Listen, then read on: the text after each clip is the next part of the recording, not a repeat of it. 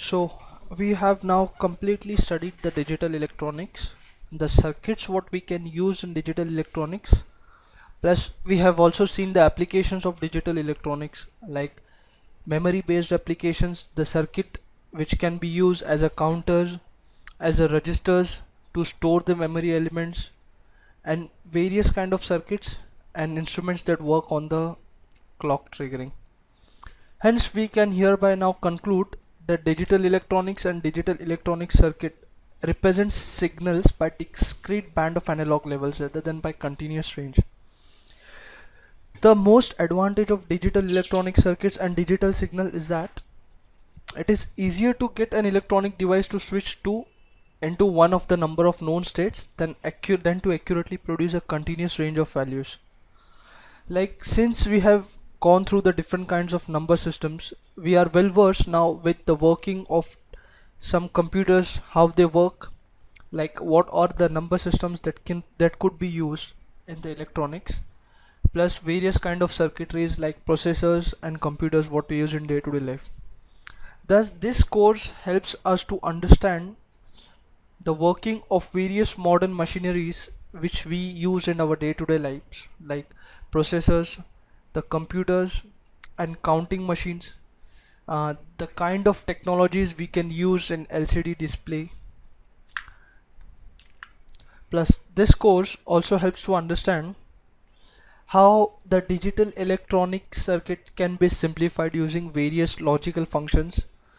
and various logic gates.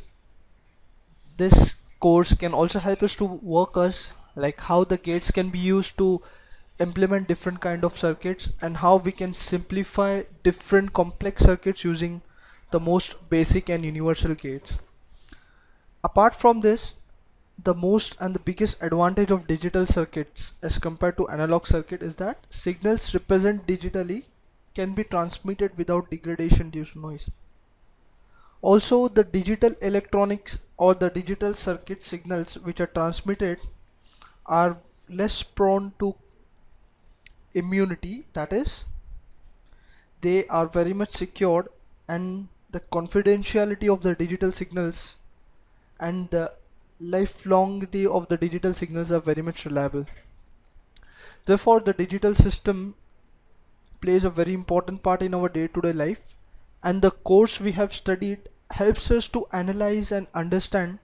the digital circuits what we have studied in our day-to-day life and what all new circuits that are coming in the market. Also, the course can also help us to make us design and develop different kind of circuits on our own and invent some new kind of circuits which can also be used for counting purpose and which can also be used for security purpose. Like, let us say for example the counting machine which we see in railway station is an example of digital circuits. Therefore, this course can also be of vital importance for development basis of different technologies, for analyzing of digital circuits,